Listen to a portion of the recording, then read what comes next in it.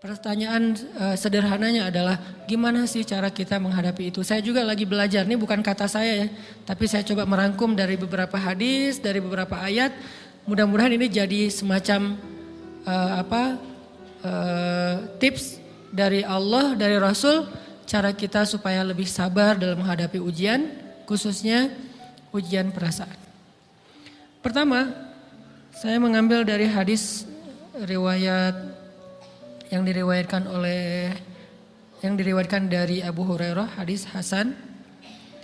Nabi SAW mengatakan, "Ma yazalul bala'u bil mu'mini wal mu'minati fi nafsihi wa waladihi wa malihi hatta yalqallaha ta'ala wa ma alaihi khati'ah." Tidaklah seseorang selesai diuji, baik dia laki-laki orang yang beriman atau perempuan yang beriman, baik itu ujiannya terjadi pada dirinya atau melalui anaknya atau melalui hartanya, artinya ujian harta, ujian fisik, ujian perasaan, sampai dia bertemu dengan Allah dan dia tidak punya dosa. Apa maksud dari hadis ini?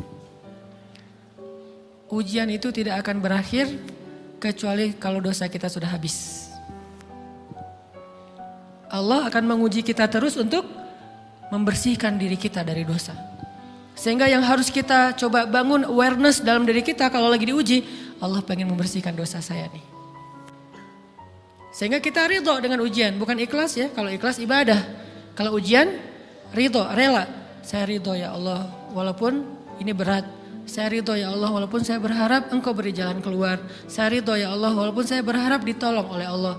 Tapi tetap ridho diberikan ujian itu. Sambil berdoa diberikan jalan keluar, ditolong, diberikan keajaiban. Cuman gak mau mengeluh. Dan berdoa meminta jalan keluar bukan mengeluh, itu ibadah. Berdoa itu ibadah dalam Islam. Sehingga Allah suka banget sama hamba yang berdoa. Allah suka dengan hamba yang curhat. Nabi itu kalau lagi curhat, doanya aja bisa berjam-jam cuma doa doang tuh. Kayak hadis Aisyah pas lagi cemburu malam-malam kan. Aisyah lagi tidur, ini jatah malamnya Aisyah. Tiba-tiba dia nyari-nyari raba-raba, Nabi gak ada, dicari di kamar mandi gak ada. Biasanya Nabi sholat di sebelah Aisyah. Wah curiga nih, jangan-jangan ke rumah si fulan. Dicari ke rumahnya, ditelepon gak aktif, mungkin lagi dicas, datang ke rumahnya. Ketuk pintu. Hafsah, Nabi di rumah kamu enggak? Enggak Aisyah, beneran. Cari ke rumah Sofia. Sofia, Nabi di sini enggak? Enggak, beneran. Cari ke rumah Maria. Maria di sini enggak Nabi? Enggak. Kemana ya Nabi? Rumah istri-istri yang lain gak ada. Pas balik ke rumahnya, ngelewat masjid, ngelihat Nabi lagi sujud di Masjid Nabawi, di mihrab. Dan Aisyah mendengar Nabi menangis sambil berdoa. Dan sujudnya itu seperti membaca 1 juz Al-Quran. Dan itu isinya doa nangis. Robbi. Jadi kalau kita katakan gak usah banyak berdoa sama Allah, malu. Justru Allah suka kepada hamba yang berdoa. Justru sebaliknya kalau kita jarang berdoa atau enggan berdoa, buat Allah itu orang sombong. Allah gak suka hamba kayak gitu. Kamu gak butuh saya, sama kayak kita lagi ada masalah, punya teman yang punya kelebihan harta, terus kita kayak bingung gitu nyari kesana kemari pinjaman, dia gak dikasih tahu. Pas dia tahu dari orang lain, dia ngomong apa? Kamu gak nganggap saya ya? Emangnya saya bukan teman kamu, kok kamu punya masalah keuangan tapi saya gak dikasih tahu, malah saya tahunya dari orang lain, tersinggung kan? Kalau teman kita aja tersinggung, apalagi Allah. Kamu punya masalah kok gak ngomong ke saya, wahai hambaku, bukan berarti Allah gak tahu, Allah tahu, cuman Allah berhak, bukan ingin ya, berhak untuk dilibatkan. Allah berhak untuk dicurhatin, Allah berhak untuk dijadikan tempat kita untuk habis-habisan menangis dan melampiaskan masalah kita kepada Allah dalam bentuk curhat-curhat dan doa. Sehingga kalau kita berdoa, ya Rabbi, Allah langsung inni qarib, mendekat Allah kepada kita. Jadi teman-teman yang dirahmati Allah, kalau kita punya masalah, kita coba bangun awareness, oh Allah pengen membersihkan dosa-dosa saya nih. Terus kita berdoa, ya Allah bantu saya, ya Allah tolonglah saya, istighfar. Saya kadang-kadang ngerasa nih, kalau ada dosa, ada kesalahan, ada kekeliruan yang saya lakukan misalnya gitu. Kalau saya nggak kuat istighfarnya, bentar lagi akan diuji sama Allah. Ujinya macam-macam, alhamdulillahnya ujiannya masih ketahan. Pasti diuji sama Allah, kalau istighfarnya nggak kuat, taubatnya tuh nggak kuat, langsung diuji sama Allah. Dan itu saya langsung sadar, oh benar berarti yang tadi ini lagi dihapus sama Allah nih. perkencang lagi, perkuat lagi istighfar. Kenapa? Karena kalau istighfar kita kuat, berarti kan dosa kita dihapus dengan istighfar ya. Otomatis ujian kita durasinya berkurang. Makin kuat istighfar, makin berkurang. Kalau istighfarnya udah mantap, udah selesai, Allah cabut tuh ujian kita. Diganti dengan kebaikan. Jadi teman-teman, kita coba sadari, oh kalau Allah menguji saya, emang saya banyak dosa. Sebelum kita mencari kambing hitam, nyalah-nyalahin orang lain, sebelum kita marah kepada orang lain, kadang wajar kita marah kepada orang lain gara-gara ucapannya, komennya, teks dari dia, wajar. Tapi sebelum itu marah dulu kepada diri kita atas dosa dan kesalahan kita yang baru saja kita lakukan. Atau yang dulu kita lakuin dan belum benar-benar kita tinggalkan. Kalau kita ngerasa banyak dosa di masa lalu sebelum kita taubat, hijrah, berarti mungkin itulah alasan kenapa sekarang kita diuji setelah hijrah. Kenapa agak-agak harus jungkir balik setelah kita hijrah. Kenapa harus sedikit berdarah-darah setelah kita hijrah. Anggap aja itu untuk mengkifarat, membersihkan dosa-dosa kita yang telah lalu. Supaya apa? Supaya kalau kita pulang kepada Allah, kita pulang dalam keadaan bersih. Dan itu pasti akan menjadi orang yang paling beruntung. Daripada nanti diberesin di akhirat, mending diberesin di dunia kan?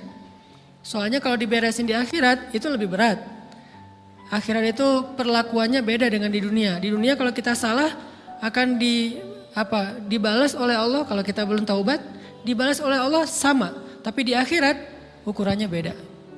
Sehingga heran ya, kalau ada orang yang merasa beruntung lolos dari hukuman dunia, dia pikir dia udah lolos dari hukuman Allah, mending dia beresin deh di dunia daripada nanti di akhir berlarut-larut. Itu bahaya banget.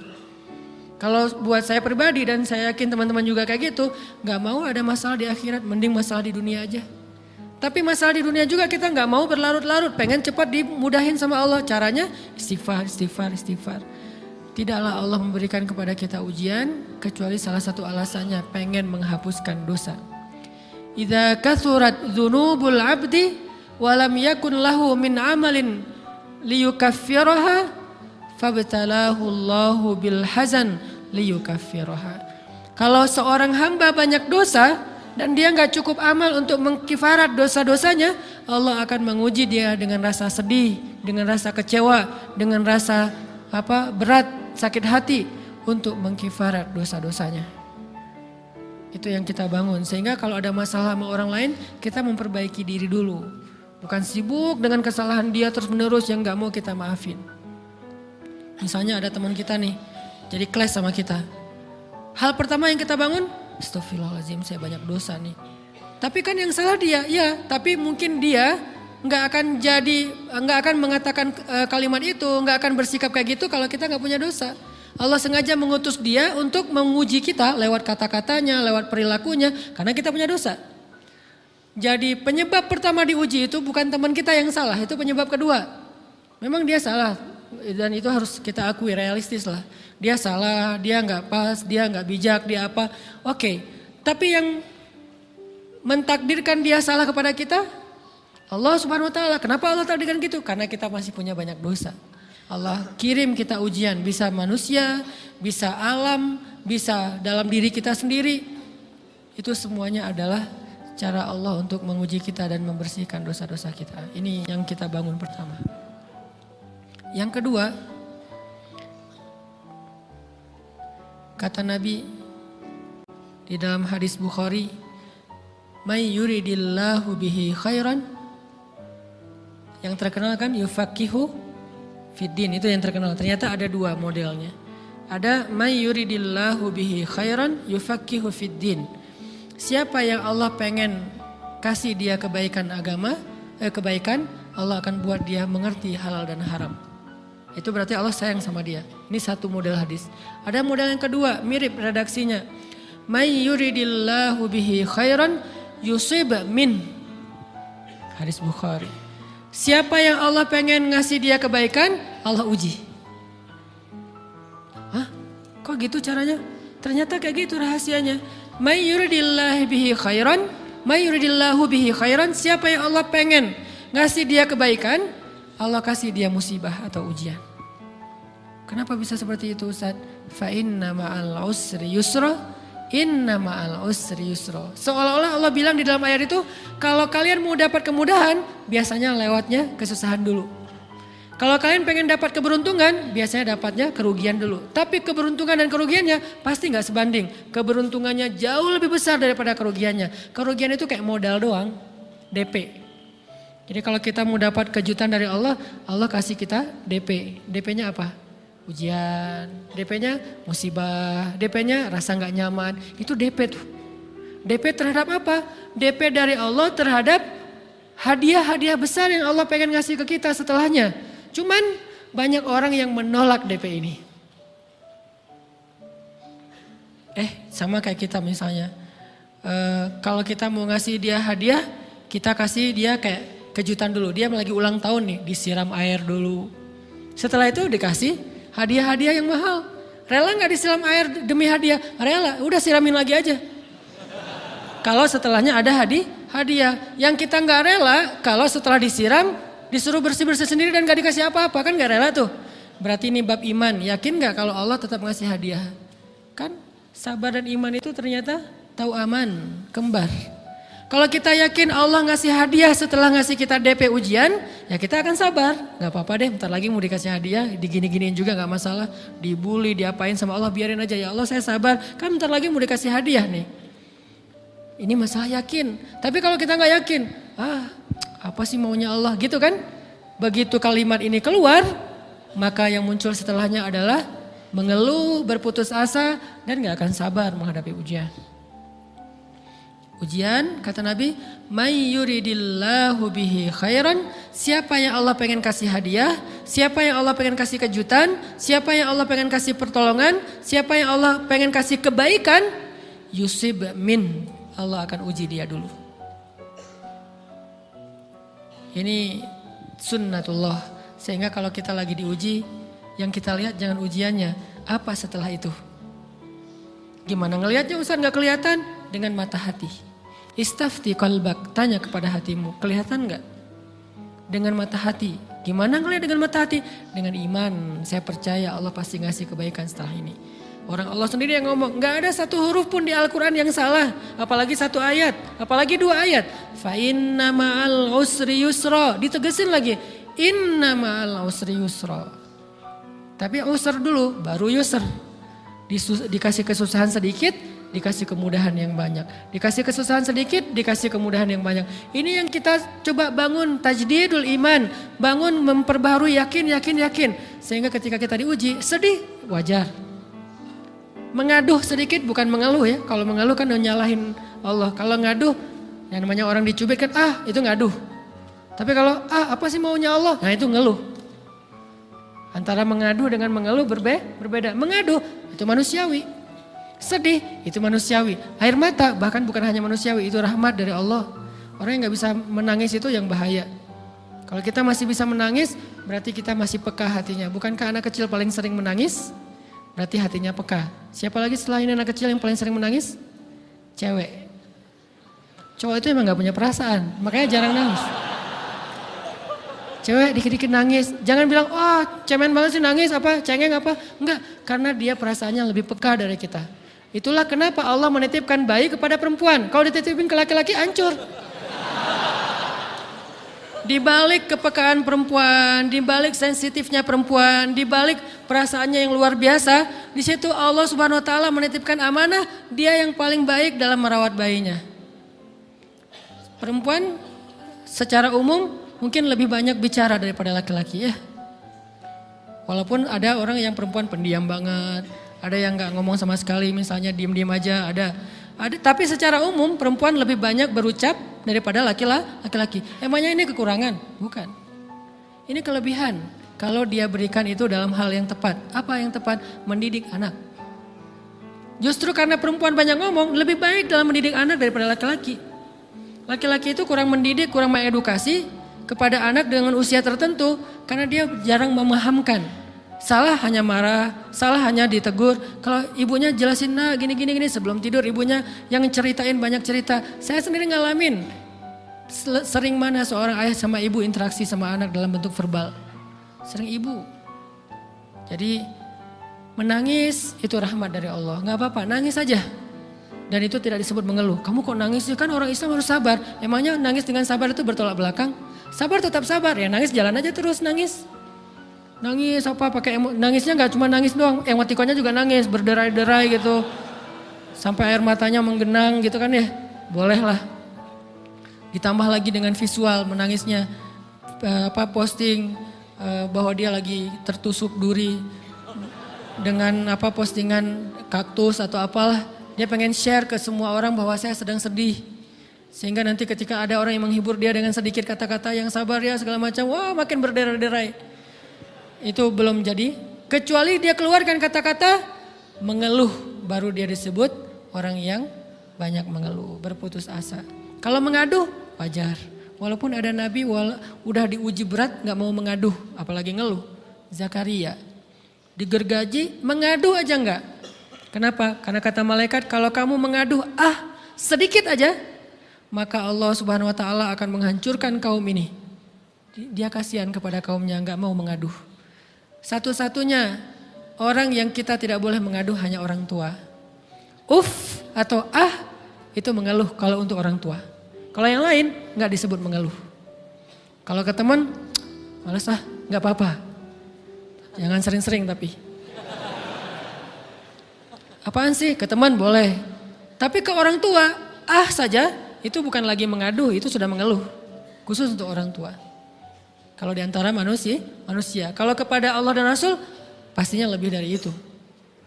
Ketika kita diam saja, tidak langsung beranjak sami'na wa ata'na labbaika ya rabbi wa sa'daik, enggak memenuhi panggilan Allah, itu sudah disebut bagian dari kufur ingkar.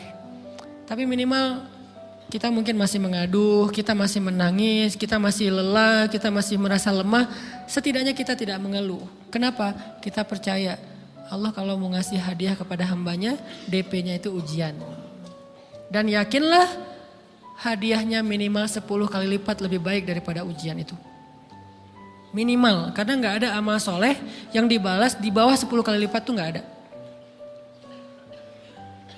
Amal soleh, amal ya bukan niat. Amal yang udah kita kerjakan minimal dibalas 10 kali lipat. Minimal, maksimalnya bighairi hisab, tanpa batas.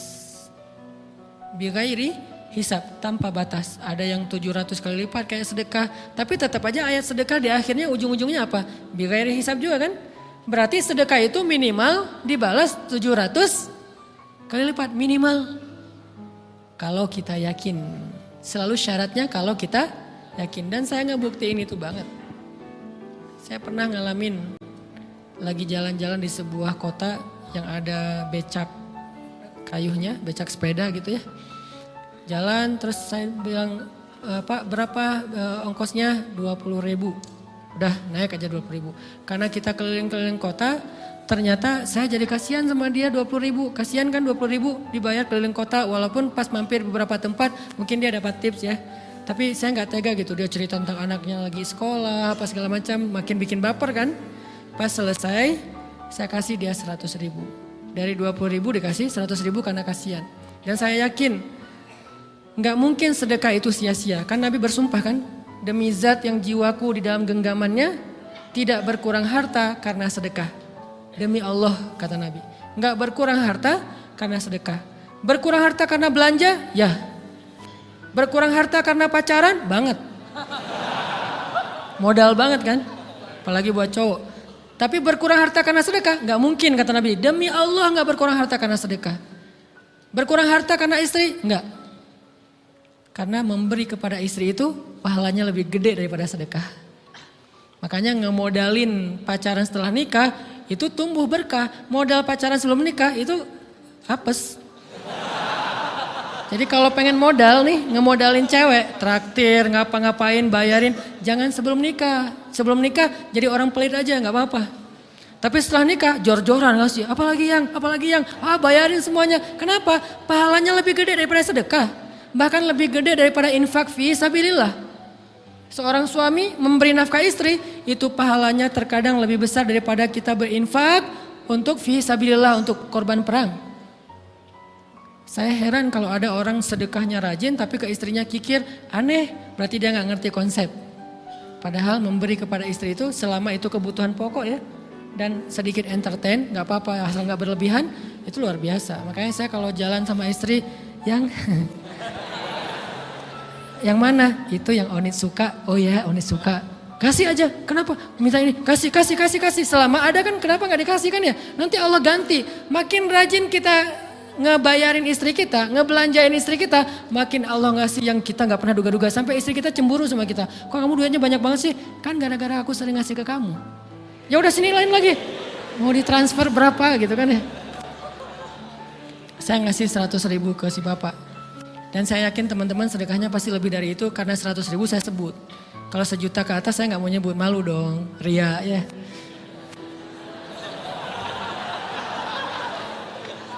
Sebenarnya nggak pernah sih. 100.000 deh, karena kan kecil, saya kasih 100.000. Ternyata begitu saya kasih 100.000 dia doa. Nah ini nih pentingnya sedekah ke orang yang membutuhkan tapi nggak minta-minta, dia tulus. Dia langsung doa, ya Allah Pak mudah-mudahan rezekinya lancar, berkah, bertambah dan segala macam bahagia keluarganya. Doa-doa ini semuanya dikabulkan dalam hitungan hari. Pertama bertambah bahagia rumah tangganya, dapat kecupan dari istri. Dia nganggap suami saya cowok banget sih. Mulai satu nih. 2, demi Allah selang 15 jam kalau nggak salah karena waktu itu malam, besok paginya ada orang yang ngejar-ngejar saya pengen ngasih hadiah. Ustadz saya pengen ketemu Ustadz. Maaf saya nggak bisa ketemu sekarang lagi rush, lagi tight schedule gitu-gitulah sok-sok gaya nggak jelas gitu ya. Terus Ustadz saya pengen banget ketemu, dia nggak ngomong pengen ketemu apa. Kalau dia bilang mau ngasih duit kan langsung saya prioritaskan kan ya. Berhubung dia nggak ngomong ya udahlah saya sok-sok jual mahal gitu. Tapi yang namanya rezeki kan gimana kita tolak dia datang kan. Saya nolak. Pokoknya sebentar aja 5 menit gak akan ganggu waktu Ustadz. Ya udah besok pagi ya pas breakfast gitu. Pakai gaya-gaya dikit breakfast. Pas breakfast, oh ya siap Ustadz. Jam berapa? Jam 8. Udah janjian jam 8. Mungkin orangnya nih dengar live streaming. Pak jazakumullah khair jaza. Makasih banyak mudah-mudahan Allah tambahkan rezekinya. Terus beliau besok mau flight ke luar kota jam 8. Akhirnya ngubungin lagi malamnya. Pak Ustadz maaf gak bisa ketemu besok. Karena saya jam 8 itu jadwal terbang. Oh ya udah nggak apa-apa. Seneng dong saya nggak jadi ketemu kan. Tahu gitu kan nyesel saya tuh. Seneng. Besok pagi jam 6 Pak Ustadz. Alhamdulillah ternyata penerbangan saya di delay ke jam 11. Allah delay penerbangannya demi ngasih rezeki buat saya. Kan luar biasa kan. Nah, ini hikmah kepedean saya, kegeeran kepada Allah gitu. Di delay demi saya. Kan kadang-kadang GR ya di depan Allah ya. Robbi akraman kan gitu ayatnya. Allah memuliakan saya dengan istighfar tetap. Akhirnya saya bisa ketemu Ustadz. Saya nggak baca WA-nya. Terlambat baca, baru baca jam 8. Dia udah mulai agak putus asa. Kayaknya udah gak mungkin ketemu nih. Jam 8 pas saya baca, ternyata orangnya nggak di delay. Ya udah saya balas, ya udah sekarang saya tunggu ya jam 9. Maaf cuma sebentar. Nggak apa-apa Ustadz 5 menit. Datang dia. Datang ngasih apa coba? Ngasih duit 200 juta. Demi Allah, cuman berselang beberapa jam, saya tolak-tolak. Tahu gitu Pak, datang malam ini aja.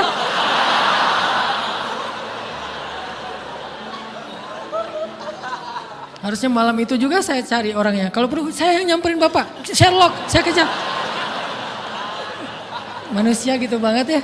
Tapi Masya Allah di situ saya jadi tahu, oh doa orang itu lebih akurat, lebih mantap, lebih diijabah daripada doa saya. Mungkin bukan karena sedekah, tapi karena doa setelah sedekah, ya Allah dan segala macam dimudahkan sama Allah. Itu luar biasa loh. Saya nggak percaya, saya pikir main-main, orang nih iseng kayaknya pengen ketemu doang, pengen selfie. Ternyata pas saya cek, ditransfer, di capture, Ustadz udah ditransfer. Saya, jangan-jangan nih jebakan Batman gitu ya. Nyari-nyari sana segala macam, alhamdulillah ternyata emang niat baiknya pengen, alhamdulillah saya terkesan, saya dapat hidayah lewat Ustadz segala macam. Sekarang saya pengen membalas jasa Ustadz walaupun kecil 200 juta. Untung saya nggak kaget dan kemudian pingsan. Pak 200 juta stroke kan ya bahaya, lebih mahal dari 200 juta. Ini keajaiban ya teman-teman. Jadi kita tuh, saya kan sering bilang keajaiban itu terjadi tergantung tingkat iman. Bukan saya udah soleh banget enggak. Saya belajar terus untuk yakin deh sama Allah. Modal kita tuh kan gini sebetulnya kan. Duit kita tuh banyak loh teman-teman. Cuman gak disimpan di bank, gak disimpan di saku. Disimpannya di sisi Allah. Bedanya apa sih? Kenapa kita kalau disimpan di bank tenang? Saya lagi punya duit banyak dari 100 juta. Di mana? Di bank. Aman. Kenapa kalau disimpan di saku aman, tenang? Kenapa kalau disimpan Allah nggak tenang? Kenapa kalau disimpan di Allah kita bilang nggak punya duit? Ini kan nggak fair sama Allah. Nggak punya duit nih. Siapa bilang nggak punya duit? Kan ada Allah. Tinggal minta sama Allah.